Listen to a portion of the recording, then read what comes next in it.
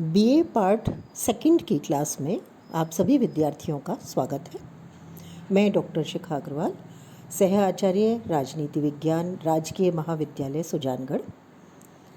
आज हम लोग पढ़ेंगे 1935 के अधिनियम का भारतीय संविधान पर क्या प्रभाव था। हमने अपनी पिछली क्लास में 1935 के एक्ट के बारे में पढ़ा था और उसमें हमने ये पढ़ा था कि 1919 और 1909 के एक्ट में जो बातें या प्रावधान दिए गए थे उनमें बहुत सुधार 1935 के एक्ट में किया गया था। और जैसे भारत को संघ बनाया गया था, केंद्र में द्वैध शासन स्थापित किया, 1919 के प्रांतों के द्वैध शासन को ख़त्म किया गया। इसमें संघ क्योंकि बनाया गया था इसलिए शक्तियों का बंटवारा भी किया गया था। एक सर्वोच्च न्यायालय की स्थापना की गई थी। हालांकि अधिकार नहीं दिए गए थे, मौलिक अधिकार जनता को नहीं दिए गए थे। सांप्रदायिक चुनाव प्रणाली का बहुत ज़्यादा एक तरह से हम ये कहें कि सांप्रदायिक चुनाव प्रणाली का विस्तार किया गया था। लेकिन उसके बावजूद भी 1935 का जो अधिनियम था वो ये माना जाता है कि जब संविधान बनाया गया तो उस पर गहरा प्रभाव हमें दिखाई देता है। जब भी किसी संविधान का निर्माण किया जाता है तो उसमें दो तरीके काम में लिए जाते हैं। एक सिद्धांतवादी तरीके से यानी पूरे मौलिक तरीके से संविधान का निर्माण करना, और दूसरा है व्यवहारिक तरीके से निर्माण करना। भारतीय संविधान निर्माताओं ने व्यवहारिक तरीके से संविधान का निर्माण किया और जो बातें इसमें ली गई वो भारतीय परिवेश के अनुकूल उनको ढाला गया। और इसके लिए जो स्वतंत्रता से पूर्व अधिनियम बनाए गए थे और जो महत्वपूर्ण अधिनियम स्वतंत्रता आंदोलन के दौरान बने थे, जिसमें 1909, 1919 और 1935 का एक्ट था, उसमें सबसे ज़्यादा महत्वपूर्ण 1935 का एक्ट था और उसका प्रभाव हमें अपने संविधान पर दिखाई देता है, ऐसा माना जाता है। आज हम उसी पर चर्चा करेंगे। भारतीय संविधान में 1935 के अधिनियम का क्या प्रभाव है।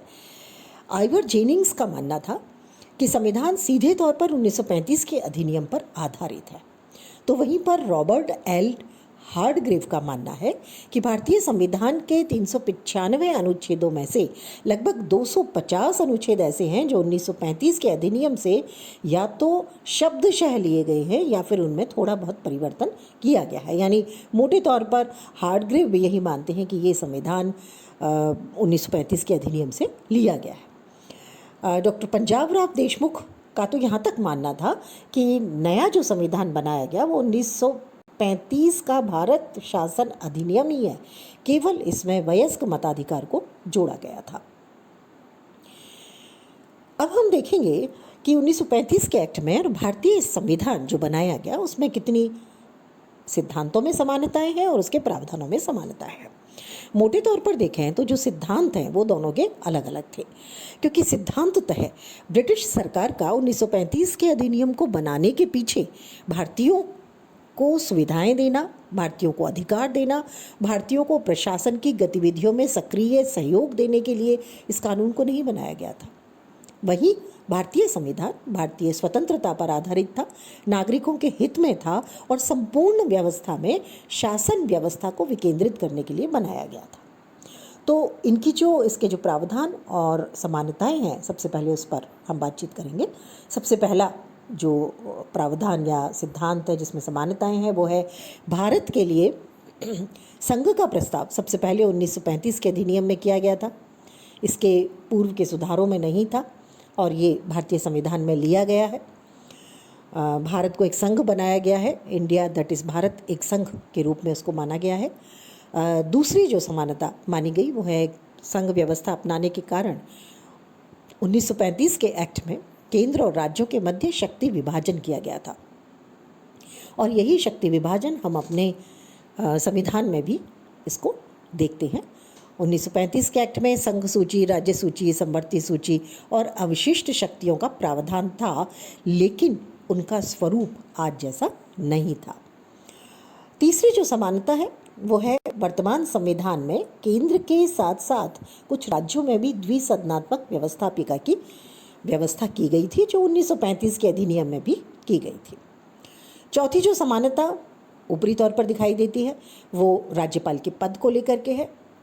1935 के एक्ट में जो गवर्नर का पद था लगभग वैसा ही राज्यपाल का पद है, जिसकी नियुक्ति राष्ट्रपति करते हैं और राज्यपाल भारत सरकार के नियंत्रण में रहते हुए कार्य करता है। ये पद संवैधानिक प्रधान का पद है। अगली समानता पर आते हैं। 1935 के कानून के समान ही जो आज का हमारा भारतीय संविधान है, उसमें ये व्यवस्था की गई है कि राज्य अथवा राज्यों में संविधान को विफल घोषित करके केंद्र उनका शासन प्रबंध अपने हाथ में ले सकता है। हमने अनुच्छेद 356 में इसको पढ़ा है वर्तमान संविधान में भारत के, और यही व्यवस्था 1935 के संविधान में भी मौजूद थी। 1935 का अधिनियम बहुत विस्तृत था। जो अगली समानता हमें दिखाई देती है, इसमें हमने पढ़ा था कि 451 धाराएं और 15 परिशिष्ट थे। इसी तरह से जब भारतीय संविधान बनकर तैयार हुआ तो ये भी बहुत विस्तृत वैधानिक प्रलेख बना। इसमें 395 धाराएं और मूल संविधान में 8 परिशिष्ट थे, जो वर्तमान में 12 परिशिष्ट है। और अगली जो समानता इसमें देखी जाती है वो है वर्तमान संविधान में केंद्रीय सरकार के मुख्य अंगों के साथ साथ प्रांतीय सरकारों की व्यवस्था का भी उल्लेख है। वैसे ही 1935 के एक्ट में भी इसका प्रावधान किया गया था और पूरा विस्तार से इसके बारे में बताया गया था, जैसा कि आज हमारे यहाँ पूरी तरह से विस्तार से राष्ट्रपति, प्रधानमंत्री, मंत्रिमंडल, संसद के दोनों सदन, प्रांतीय सरकारों के शासन की व्यवस्था का विस्तृत वर्णन मौजूद है। अगली व्यवस्था जो हमें समानता के रूप में दिखाई देती है वो है सर्वोच्च न्यायालय की व्यवस्था। 1935 के एक्ट में एक सर्वोच्च न्यायालय की व्यवस्था की गई थी, लेकिन अंतिम अपीलीय न्यायालय के रूप में ब्रिटेन की प्रिवी काउंसिल को ही रखा गया था। लेकिन आज की जो संवैधानिक व्यवस्था है उसमें सर्वोच्च न्यायालय संविधान का रक्षक, मौलिक अधिकारों का रक्षक, संविधान की व्याख्या करने वाला और अंतिम अपीलीय न्यायालय भी है, जिसके किसी मृत्यु संबंधी निर्णय पर सिर्फ राष्ट्रपति ही क्षमादान का अधिकार रखते हैं। कुछ और समानताओं की हम बात करें तो भाषागत समानताएं कुछ लोग इसमें देखते हैं। वो कहते हैं कि कहीं कहीं कुछ प्रावधानों में हमें भाषा भी बिल्कुल समान दिखाई देती है, तो उनको भी हम देख लेते हैं। जो सबसे पहली बात जो कही जाती है इसके संदर्भ में वो है वर्तमान संविधान के अनुच्छेद 256 की भाषा, जिसमें राज्य की कार्यपालिका शक्ति का प्रयोग संघीय संसद और कार्यपालिका के निर्देशानुसार करने की बात कही गई है। ये माना जाता है कि शब्दशः 1935 के कानून की 126वीं धारा के अनुरूप है। दूसरी जो भाषागत समानता मानी जाती है वो है भारतीय संविधान का 251वां अनुच्छेद, जिसमें संघीय कानून और राज्य के कानून में विरोध होने की स्थिति में संघीय कानून को मान्यता देने की बात कही गई है। 1935 के कानून में ये अनुच्छेद या धारा 107 के समान मानी जाती है।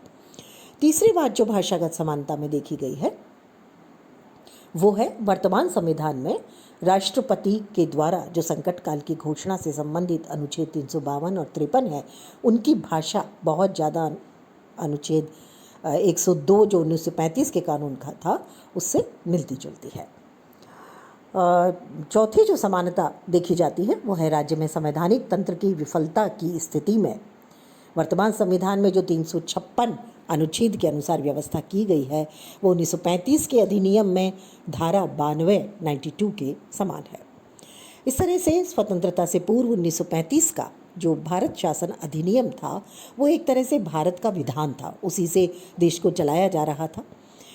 ब्रिटिश सरकार से जो प्रशासकीय तंत्र बनाया गया और जो व्यवस्थाएं रखी गई उससे संबंधित 1935 के जो महत्वपूर्ण प्रावधान थे उनको भारतीय संविधान में शामिल किया गया और इस तरह से ये माना जा सकता है कि कुछ बातों को 1935 के अधिनियम से लिया गया है। लेकिन हम ये नहीं कह सकते कि संपूर्ण संविधान मात्र उसका एक विस्तृत स्वरूप है या हमने पूरी तरह से नकल कर ली, ऐसा नहीं है। हमने बहुत सारी चीज़ों में अंतर किया है, बहुत सारे प्रावधान हमारे अपने हैं क्योंकि हमने एक प्रजातांत्रिक संसदीय व्यवस्था को अपनाया है, हमने गणतंत्र को अपनाया है, तो बहुत सारी चीज़ें 1935 के एक्ट से अलग हो गई। अब ये अंतर क्या है इसको हम देख लेते हैं। सबसे पहला जो अंतर है वो है कि 1935 के अधिनियम का जब निर्माण किया गया था तो उसमें भारतीय जनता को शामिल नहीं किया गया था, लेकिन जब हमारा संविधान बनाया गया तो वो थोपा नहीं गया बल्कि भारतीय नागरिकों द्वारा निर्मित, लिखित और अंगीकृत विधान है। जैसा हम संविधान सभा में के बारे में जब पढ़ा था तो हम लोग उसको पढ़ चुके हैं। तो 1935 का जो एक्ट था वो विदेशी सरकार द्वारा भारतीयों पर थोपा गया कानून था। भारतीयों की कोई हिस्सेदारी उसमें नहीं थी। दूसरी जो असमानता है या हम कहें कि अंतर है दोनों में, वो है कि 1935 के कानून के द्वारा भारतीय शासन पर अंतिम शक्ति ब्रिटिश संसद को दी गई थी और वो ही किसी भी कानून में अगर संशोधन करना है तो ब्रिटिश संसद ही उस संशोधन को करेगी। लेकिन वर्तमान भारतीय संसद सर्वोच्च है। संविधान में कोई भी संशोधन करना है तो या तो संसद करती है या कोई बहुत महत्वपूर्ण संशोधन है तो आधे राज्यों की विधानसभाओं को भी इसमें शामिल किया जाता है। तो इस तरह से संसद को बहुत महत्व मिला है, भारतीय संसद को शक्तियाँ सौंपी गई है। अगली जो बात इसमें आती है जो 1935 के एक्ट से बहुत अलग है वो है नागरिकों को 1935 के एक्ट में कोई मौलिक अधिकार प्रदान नहीं किया गया था, क्योंकि 1935 का जो अधिनियम था वो विदेशी सरकार के द्वारा भारतीयों को दिया गया था और न ही राज्य से संबंधित नीति को निर्धारित करने के लिए नीति निर्देशक तत्वों का प्रावधान था। वर्तमान संविधान जो भारत का बना उसमें नागरिकों के लिए मौलिक अधिकारों का प्रावधान मौजूद है और उसके साथ साथ राज्य के लिए नीति निर्देशक तत्वों का प्रावधान किया गया है। चौथी बात जो अलग करती है उसको, यानी पिछला जो पॉइंट था वो तो बहुत महत्वपूर्ण था ही और जो हम देखने जा रहे हैं वो भी बहुत महत्वपूर्ण है। अगली बात जो हम देख रहे हैं वो है वयस्क मताधिकार। हमने देखा था कि 1935 के एक्ट में सांप्रदायिक निर्वाचन प्रणाली और मताधिकार को बढ़ा दिया गया था। हालांकि मताधिकार का प्रतिशत जरूर बढ़ा था, महिलाओं को भी मताधिकार दे दिया गया था ब्रिटिश सरकार के तहत, लेकिन सांप्रदायिक निर्वाचन प्रणाली और सांप्रदायिक मताधिकार ने देश में एक विष बेल बोई थी, वो अब खत्म हो गया। अब वयस्क मताधिकार हो गया। भारतीय संविधान ने उस समय तात्कालिक परिस्थितियों में 21 वर्ष को वयस्क मताधिकार माना था, जो हम जानते हैं कि आज 18 वर्ष की आयु को माना जाता है। इसके साथ साथ संयुक्त प्रतिनिधित्व के सिद्धांत को इसमें अपनाया गया। अगली जो बात आती है जो अंतर करती है 1935 के अधिनियम से, वो है 1935 के अधिनियम में संघ की स्थापना का प्रस्ताव शर्त के साथ जुड़ा हुआ था और यदि वो शर्त पूरी नहीं होती है तो संघ स्थापित नहीं हो सकता। लेकिन वर्तमान जो संविधान बनाया गया हमारा, जो 2 वर्ष 11 मास 18 दिन में बनकर तैयार हुआ था, उसका निर्माण किसी शर्त के तहत नहीं हुआ। अनिवार्य रूप से सभी देशी रियासतों को इसमें शामिल किया गया और अलग होने का अधिकार भी उनको नहीं दिया गया। और यदि किसी राज्य ने ये कोशिश की, जूनागढ़ ने, हैदराबाद ने, कश्मीर ने, तो कश्मीर अलग हुआ तात्कालिक समय में, लेकिन बाद में एक संधि के तहत भारत के साथ जुड़ा। हैदराबाद को मना लिया गया और जूनागढ़ भी भारत में शामिल हो गया। तो इस तरह से विभिन्न राज्यों को इसमें शामिल किया गया। छठी जो बात इसमें आती है वो है राष्ट्रीय एकता स्थापित करने के लिए, जहां हमने देखा कि 1935 के एक्ट में सांप्रदायिक भेदभाव किया गया, वहीं हमारे संविधान में, भारतीय संविधान में धर्मनिरपेक्ष राज्य की स्थापना की गई। हालांकि तात्कालिक रूप से ऐसा कोई क्लॉज अलग से नहीं दिया गया, लेकिन मौलिक अधिकारों में व्यक्ति को धार्मिक स्वतंत्रता का अधिकार दिया गया, धार्मिक भेदभाव से राज्य को मना किया गया, जिसमें समानता का अधिकार जो व्यक्ति को दिया गया उसमें इसको स्थापित किया गया। इसके साथ साथ बाद में जाकर के 1976 में धर्मनिरपेक्ष शब्द को भी भारतीय प्रस्तावना में शामिल कर लिया गया, जबकि 1935 के एक्ट में धर्म के आधार पर भेदभाव किया जाता था। इसके अतिरिक्त 1935 के अधिनियम में जो अविशेष शक्तियां थीं, उनकी अंतिम निर्णायक स्थिति गवर्नर जनरल के पास थी और वही ये निर्णय कर सकता था कि अविशेष शक्तियों का प्रयोग प्रांत के द्वारा किया जाएगा या केंद्र के द्वारा। लेकिन वर्तमान में भारतीय संविधान ने जो अविशेष शक्तियां हैं वो स्पष्ट रूप से केंद्रीय सरकार को प्रदान करती है। 1935 के अधिनियम में स्थापित संघीय न्यायालय देश का उच्चतम न्यायालय नहीं था, क्योंकि ब्रिटिश सरकार इसको चला रही थी। तो कुछ मामलों में जो निर्णय जो किया जाता था उसकी अपील इंग्लैंड की प्रीवी काउंसिल के में की जा सकती थी। और वर्तमान जो संविधान है उसमें सर्वोच्च न्यायालय भारत का उच्चतम और अंतिम अपीलीय न्यायालय है, जो न केवल संविधान की रक्षा करता है, उसकी व्याख्या करता है, मौलिक अधिकारों की रक्षा भी करता है। तो इस तरह से 1935 का जो ये कानून था, अधिनियम था, और वर्तमान संविधान में बहुत अंतर है। एक तरह से हम ये नहीं कह सकते हैं कि 1935 के अधिनियम की हमने नकल कर ली या हमारे संविधान निर्माताओं ने नकल कर ली, ऐसा नहीं कहा जा सकता। इसके अतिरिक्त जो नया संविधान बनाया गया उसमें 17वें अनुच्छेद में अस्पृश्यता का अंत करके सामाजिक समानता स्थापित की गई, यानी एक नया क्लॉज, नई बात इसमें डाली गई जो 1935 के अधिनियम में नहीं थी। इसी तरह से और बहुत सारी बातें हैं जिनको इसमें डाला गया। तो 1935 का जो एक्ट था वो नकल मात्र नहीं था, बल्कि हम ये कह सकते हैं कि 1935 के अधिनियम से अनुभव लेते हुए कुछ बातों को इसमें शामिल किया गया और उनको भारतीय परिस्थितियों के अनुसार ढालकर स्वतंत्रता के बाद काम में लिया गया।